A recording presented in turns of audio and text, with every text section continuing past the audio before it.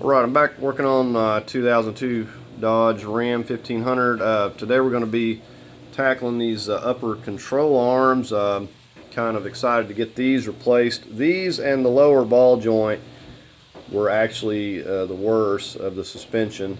So let me show you what parts I have here.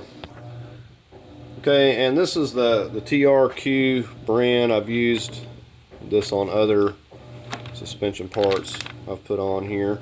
Now what I like about it is that it has this end kind of like the OEM, so these are very difficult to remove, and it gives you something to hit there.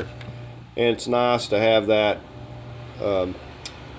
hex end to hold on to keep it from spinning. And of course it's got the Teflon locking washer just like the OEM. So this is going to be the same for both sides. There's no difference right or left.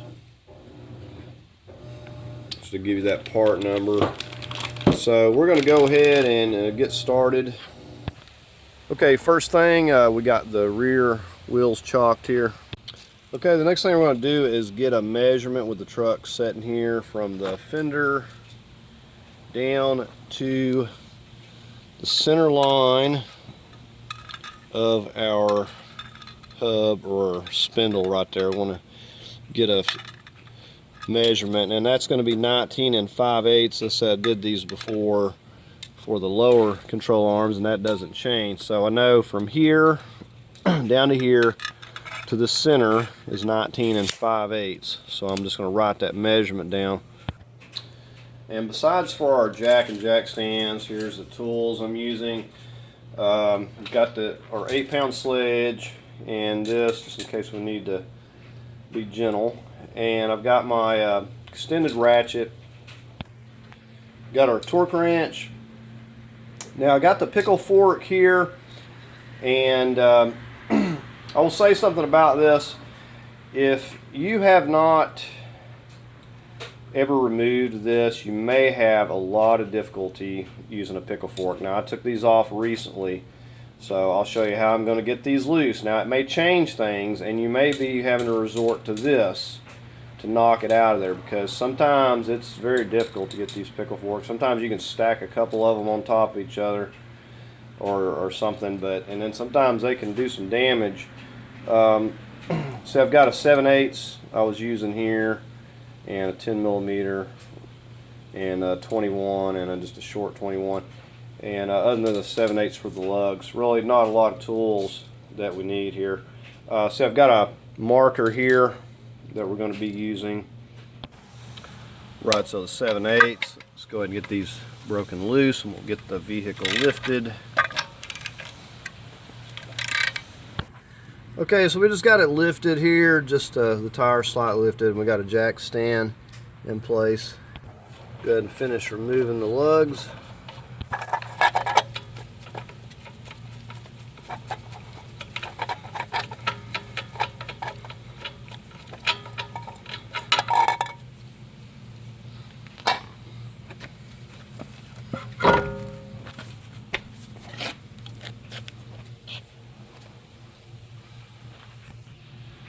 Okay, and you can see how horrible shape that these are in. Said the lower ball joints are even worse. So we got a 21mm Teflon nut, and you see where these bolts, it's got a little anti-rotational tab there on each of those. So we're going to get on this side, the 21 on this side, and the same thing here. And this is really not in the way, it's flexible anyway. So now when you take this off of here, what we're going to kind of go by, and there's going to be a clean spot, you know, where it was bolted down here and here. We're going to go by those as far as lining it back up, you know, to know where exactly to put it, so it'll be halfway close. Now it's not going to be in alignment, you know, it's going to have to go to an alignment shop, but we want to get it halfway close until we can get it there. So we're gonna go by that.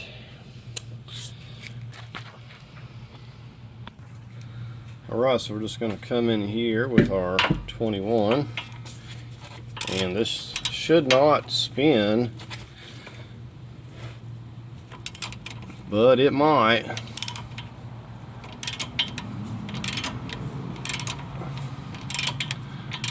But usually with it locked down in there, you'll be able to loosen it off with that locking nut with that.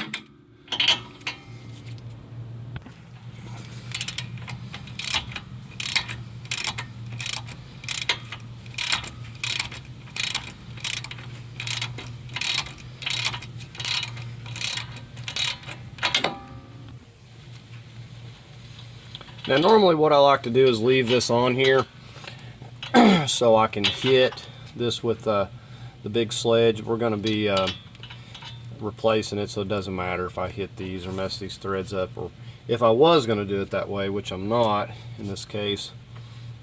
So you see, with if I was going to use my sledge to knock this out of here, this is kind of in my way, so I need to remove this brake caliper and set it aside, and turn the wheel a little bit to give me some swinging room.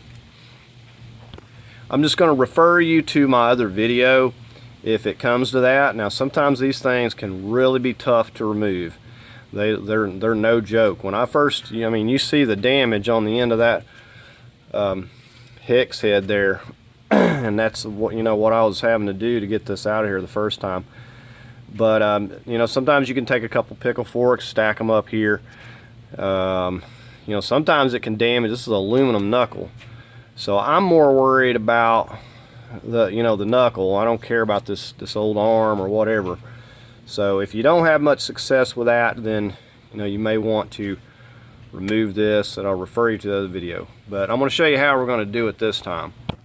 Okay, so this pickle fork alone is not tall enough to remove this, so I have to have two of them, or I have to use something else. In this case, I'm going to use this big wrench. But don't say I didn't warn you. These things are going to be really stuck in here, and you might be able to have luck using this method alone. But you see what we got going here. This is basically coming under here to pick up some of the slack, and then we're going to get out here and we're going to drive this on in with the big sledge here. Now another thing, if you've got a new upper arm and you're having to pop this loose, you're all but certain to damage this boot and stuff with this pickle fork, so you got to be aware of that too. Okay, you said I had these loose recently, so it's not going to give me a whole lot of trouble, so I'm just going to hit it.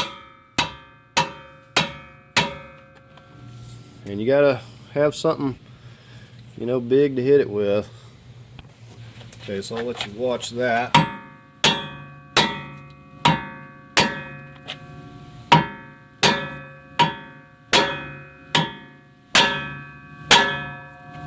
And it's still not relented yet.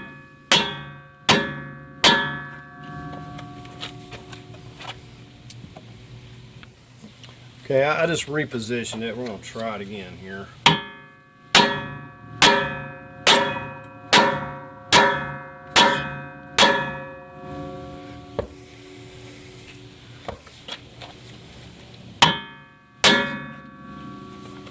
And you can imagine, see, I've already had this apart once, so you can imagine how difficult that's going to be to remove the first time.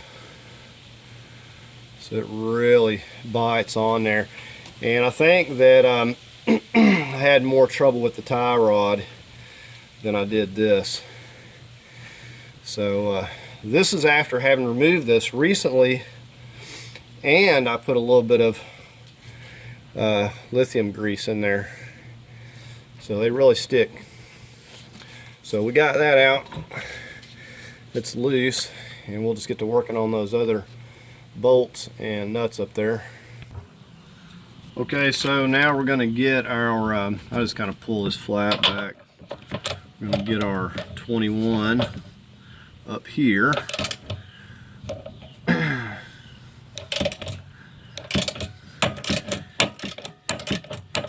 And I don't know what was going on. I was looking up the torque, and you know, maybe these things ain't as tight as they used to be, but they are nowhere near the torque they were calling for. I'm going to go 100 foot-pounds on these. And if you want to go more than that, I guess tighten it at your own risk. Now, like I said, I've checked all 4 of these as far as the torque, and I know you could argue they've loosened up over time, but I got anywhere from like 75 foot-pounds. I think the most was around 120, and the torque I was seeing was calling for more than that. I just can't see it.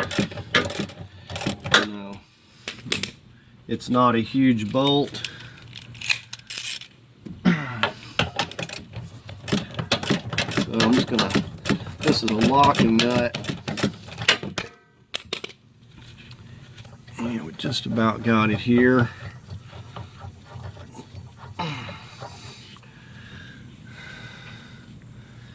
Okay, so we should be able to slip this side here out. And you got that anti-rotation tab that comes up there, and it hits that spot right there. Okay, so now we're over here on this other side. Like I said, these are not that tight.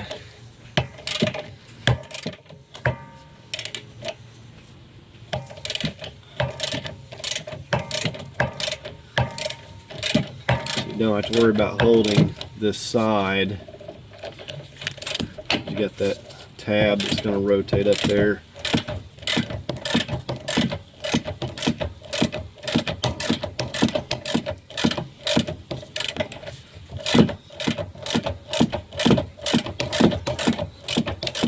So you can see this is not very difficult. As long as you can get that upper ball joint popped out of there, you're pretty much home free.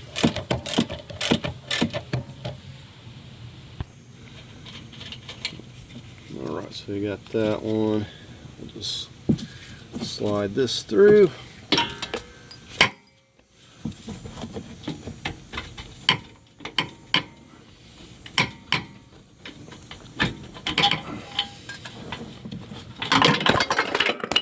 Everything fell.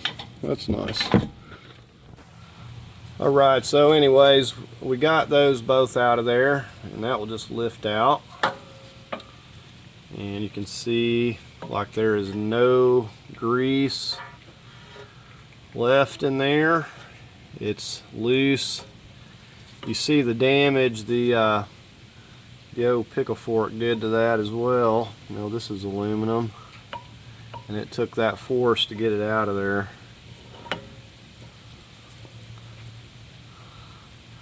Yeah, these are horrible. Bushings look okay considering over 200,000 miles on the truck. Okay, you have to be mindful of this. It's going to fall over here and kind of put pressure on that brake line, so you want to kind of keep it supported a little bit. I'm just going to clean that off. Okay, so we got our new one here. Said it's got its own new Teflon locking washer. It's got the little 10mm hex head, and we're just getting ready to set it up into place. And you'll note how much stronger these new ball joints are. It's really stiff, hard to move. Alright, so we're just going to get it set up here.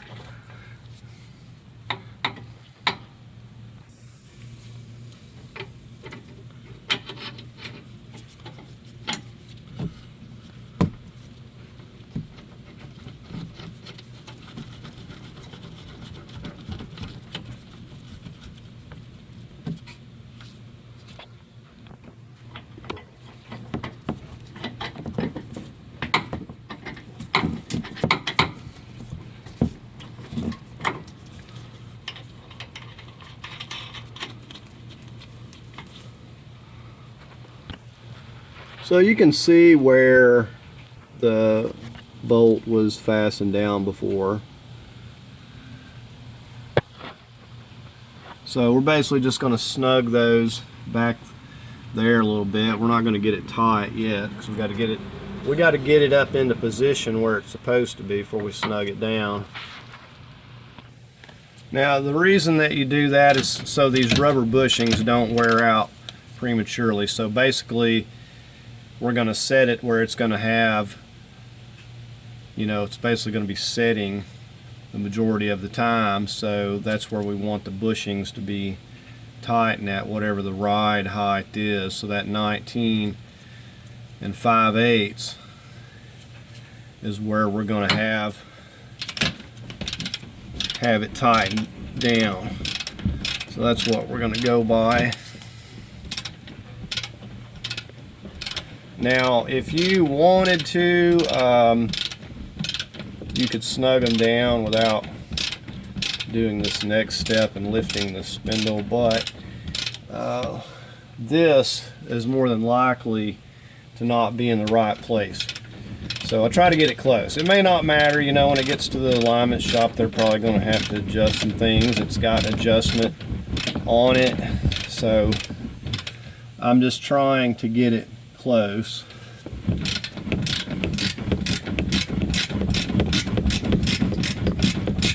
So I'm going to kind of like just run it down snug, and then I'm going to back it off. Just reach up here and I'm going to back this thing back off to where that way I can still, this will still move. Okay, so same thing on this side. We're just going to run this down to where it's where that clean spot is, and that's, then we'll know that we got it back into the same position. And so we're not going to get it tight. I'm just going to kind of run it down so it's starting to get snug there. I want to make sure that, okay, so it's still movable, so that's about where I want it.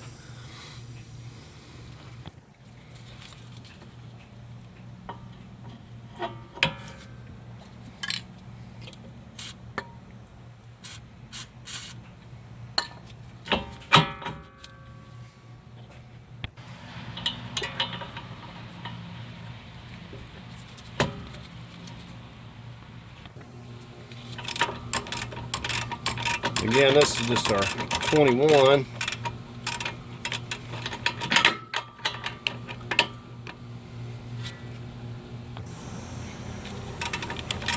But it hadn't started spinning on me yet.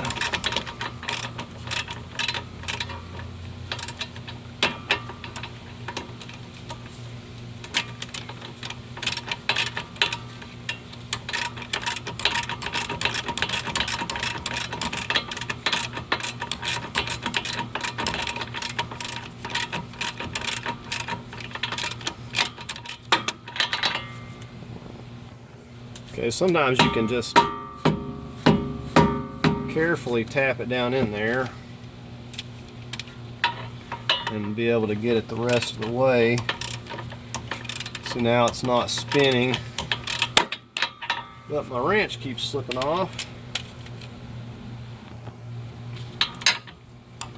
So I'm just going to go ahead and snug this on down here, and see I just tapped it down on there with the rubber mallet, and it's actually staying put. I'm not having to hold that hex head. Now sometimes it may not cooperate, in which case you'll have to use a wrench, either a 21 or 7/8 or something,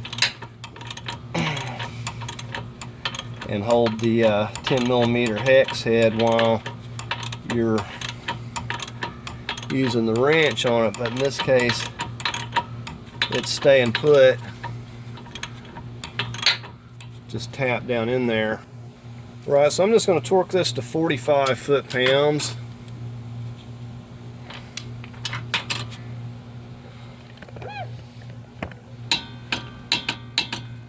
Right.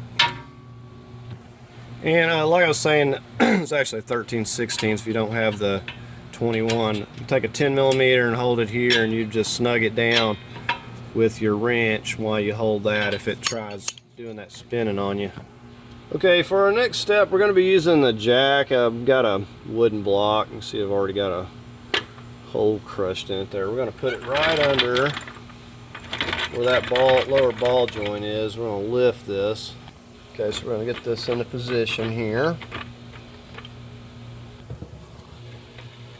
And see, I've previously used this, so that hole's crushed in it there, but the block of wood is not going to hurt it.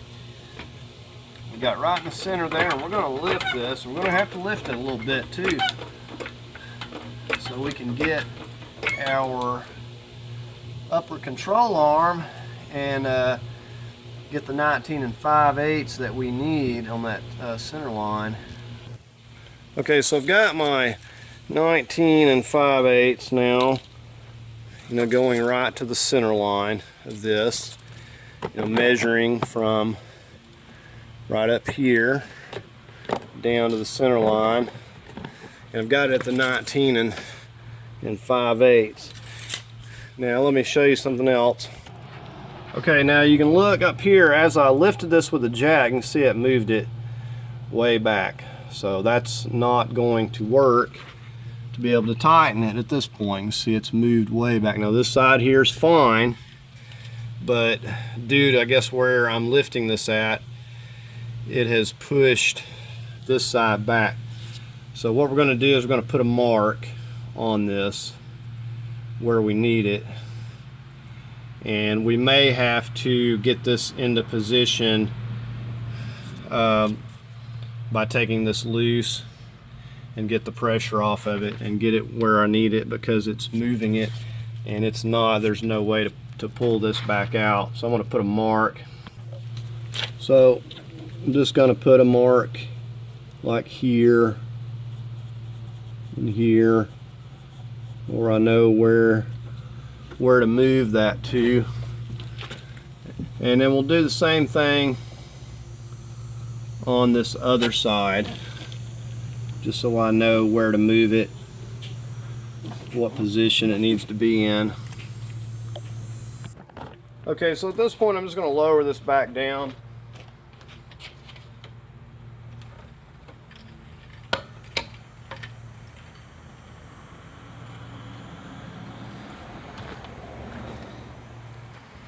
As you can see, with it lowered down, I can pull it back out here where I need it. Now, unfortunately, I'm going to have to take this ball joint back loose in order to get this where I need it.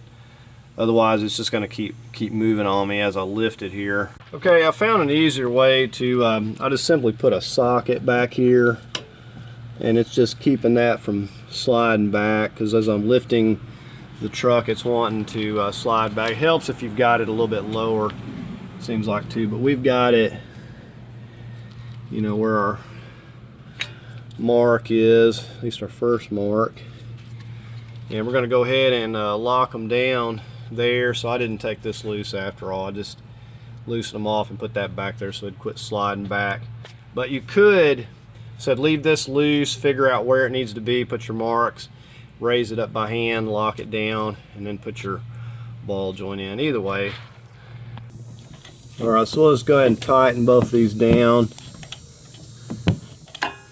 And like I said, I'm going to torque them to 100 foot-pounds. That is plenty enough for this bolt.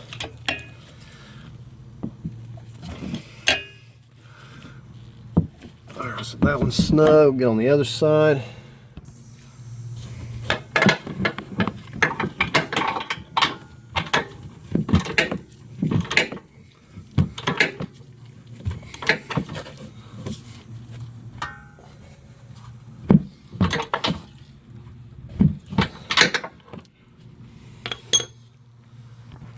Alright, so we'll see if we can get this to 100 foot-pounds here.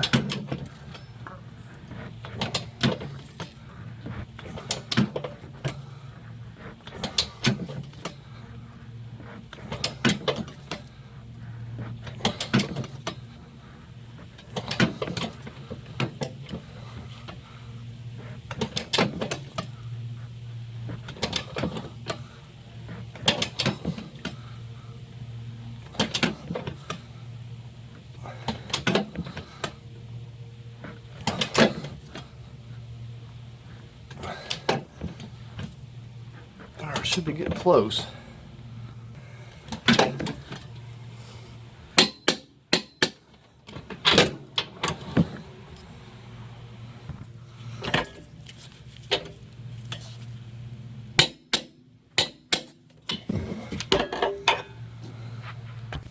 Now I'll take my little socket and my putty knife out that I was using to keep that from pushing back. Okay, now we can go ahead and lower this back down.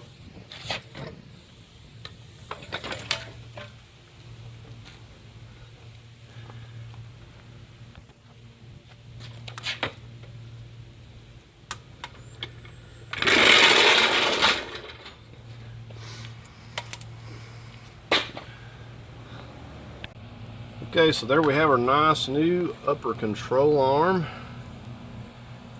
Really like how these look. I think it's going to feel really nice. We still got a little more work to do to this truck, but we're getting it one thing at a time. So the next thing we're going to get on is going to be this rack and pinion. So anyways, nothing left to do. Go ahead and get this wheel back on here.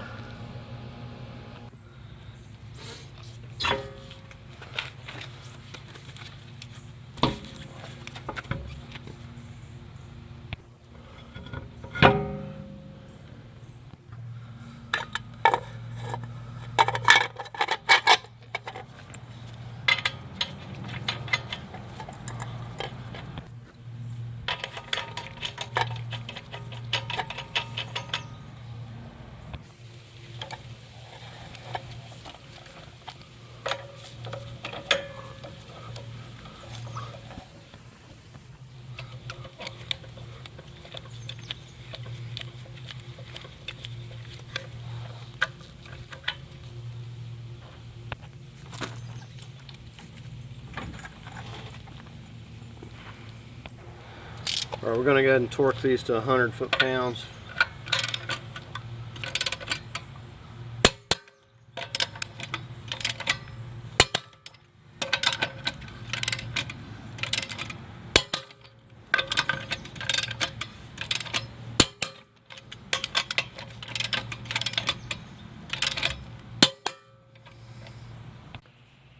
Okay, so we're all finished up here. You probably could get these done in an hour or less.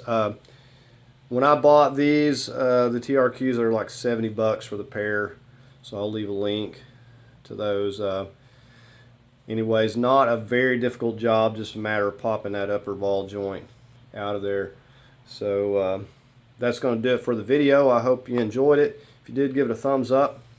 So if you'd like to leave a comment, please do so. As always, I invite you to subscribe, and thanks for watching.